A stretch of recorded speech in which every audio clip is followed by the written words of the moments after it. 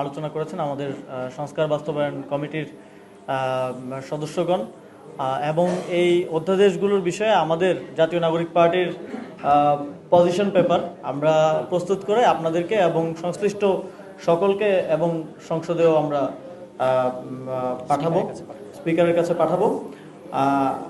এর বাইরে আপনারা হয়তো একটা ট্রেন্ড ফলো করছেন, যেটা স্যার তুষার ভাই করে বললেন, যে প্রধানমন্ত্রী এবং নির্বাহী বিভাগের ক্ষমতা বৃদ্ধি যেই অধ্যাদেশগুলোর মাধ্যমে করা যায়, যেই উপায়ের মধ্য দিয়ে করা যায় সেটা রাখা হচ্ছে, কিন্তু যেখানে জবাবদিহিতা করার বিষয় আছে, যেখানে জনগণের কাছে জবাবদিহিতা করতে হয় অ্যাকাউন্টেবিলিটির জায়গাগুলোতে, সেই অধ্যাদেশগুলোকে বাতিল করা হচ্ছে। এবং রাষ্ট্রীয় প্রতিষ্ঠানগুলোর যেটা আমাদের দীর্ঘ লড়াই, ইভেন আমরা বিএনপিকেও লড়াই করতে দেখেছি, বিএনপিকেও বলতে দেখেছি, সেই প্রতিষ্ঠানগুলোকে আবারও আগের জায়গায় ফিরিয়ে নেয়। এবং এখন আমাদের মনে হচ্ছে বিএনপি তখন যেটা বলতো যে এই আমাদের বিচারালয়ের রাজনীতিকরণ হয়েছে, দুদকের রাজনীতিকরণ হয়েছে এবং রাজনৈতিক উদ্দেশ্যে ব্যবহার করা হয়, সেটা বিএনপি শুধু বলতো কারণ সে নিজে ব্যবহার করতে পারছে না। এখন সে নিজে রাজনৈতিকভাবে এই প্রতিষ্ঠানগুলোকে ব্যবহার করার জন্য আবার সেই ক্ষেত্রটা প্রস্তুত করছে।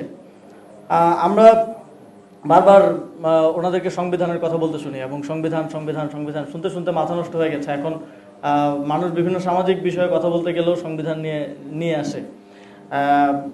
কিন্তু আমরা দেখলাম যে প্রশাসক নিয়োগের ক্ষেত্রে তারা সংবিধান লঙ্ঘন করলেন এবং সংবিধানে লেখা আছে যে স্থানীয় সরকার প্রতিষ্ঠানগুলো জনপ্রতিনিধিদের দ্বারা পরিচালিত করতে হবে, এবং জনপ্রতিনিধি মানে হচ্ছে জনগণের ভোটে নির্বাচিত প্রতিনিধি, কিন্তু সেখানে তারা প্রশাসক নিয়োগ দিচ্ছেন। এবং পূর্ববর্তী সময়ে যে অধ্যাদেশ করা হয়েছিল, যেটার এখন আর কোনো প্রাসঙ্গিকতা নেই, সেই অধ্যাদেশগুলো রাখার মাধ্যমে যে কোনো ব্যক্তি, কেউ যদি স্থানীয় সরকার প্রতিনিধি হিসেবে নির্বাচিত হন, তাকে যে কোনো সময় অপসারণের ক্ষমতা নির্বাহী বিভাগের কাছে রেখে দেওয়া হচ্ছে। তার মানে বিরোধী দল বা বিরোধী যে কেউ যদি স্থানীয় সরকার নির্বাচনে নির্বাচিতও হয়, তাহলে যে কোনো সময় সরকার চাইলেই তাকে অপসারণ করতে পারে, অথবা অপসারণের ভয় দেখিয়ে তাকে একটা সরকারের অনুগত নির্বাচিত জনপ্রতিনিধিতে পরিণত করতে পারে।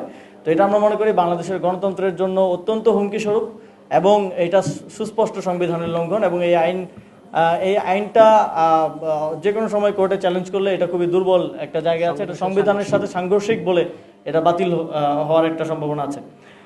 আমরা তথ্য অধিকার অধ্যাদেশ নিয়ে কথা হচ্ছিল, আপনারা দেখবেন যে পৃথিবীর ওয়ান অফ দ্য লাস্ট প্রায় 1-2 যুগে সবচেয়ে বেশি আলোচিত বিষয় হচ্ছে রাইট টু প্রাইভেসি জনগণের, এবং এটা নিয়ে ওয়েস্টে আমরা রেগুলারলি আসলে আন্দোলন দেখি এবং সেখানে এটা নিয়ে বিস্তর আলাপ আলোচনা আছে, বিস্তর তর্ক আছে। আমাদের এখানে হয়তো আমরা এটা নিয়ে খুব বেশি সচেতন না, কিন্তু বিগত সময় আমরা দেখেছি যে কিভাবে আমাদের প্রাইভেসি ব্রিচ করা হয়েছে, কিভাবে আড়ি পাতা হয়েছে, এবং এমন অবস্থা হয়ে গিয়েছে যে কেউ পরিবারের সাথে কথা বলবে, গার্লফ্রেন্ডের সাথে কথা বলবে, এটারও কোনো নিরাপত্তা কিংবা প্রাইভেসি নাই। এই জিনিসটাকে মাথায় রেখেই কিন্তু অন্তর্বর্তীকালীন সরকারের সময় আমাদের প্রায় 18-19টা এজেন্সির কাছে এই সক্ষমতা ছিল যে তারা যে কোনো সময় যে কোনো ব্যক্তির হোয়াটসঅ্যাপ মেসেজ, কল রেকর্ড, তারপরে ইন্টারসেপ্ট করতে পারে, শুনতে পারে এবং সেটা সংরক্ষণ করতে পারে।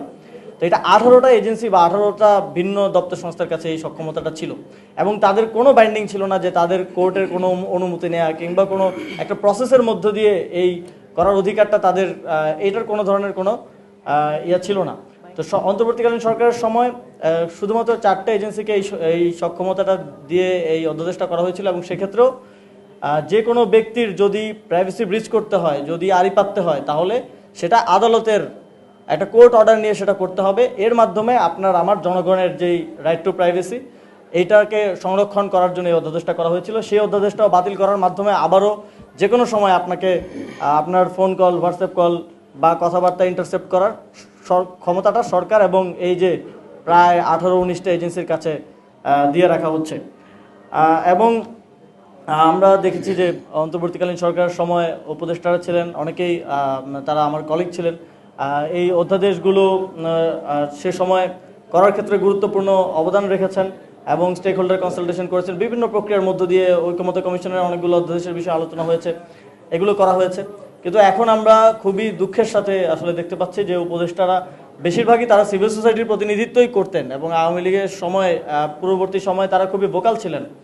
তারা এখন এক ধরনের নীরবতা পালন করছেন এবং যখন কথা হয় অনেকে আমাকে বলেন যে একটু রয়ে সয়ে কথা বলা, এখন মানে এখন আমার মনে হয় যে এক্ষেত্রে সকলের দায়িত্ব আছে। আপনারা এই গণঅভ্যুত্থানের ফলে শত শত হাজার হাজার মানুষের জীবন দানের ফলে উপদেষ্টা হিসেবে সে সময় দায়িত্ব পেয়েছিলেন, কাজ করার সুযোগ পেয়েছিলেন। শুধুমাত্র সেটা করে দিলেই এটা কোনো মানে গভর্নমেন্ট জব না, আমাকে চাকরি থেকে ফায়ার করে দিলেও শেষ।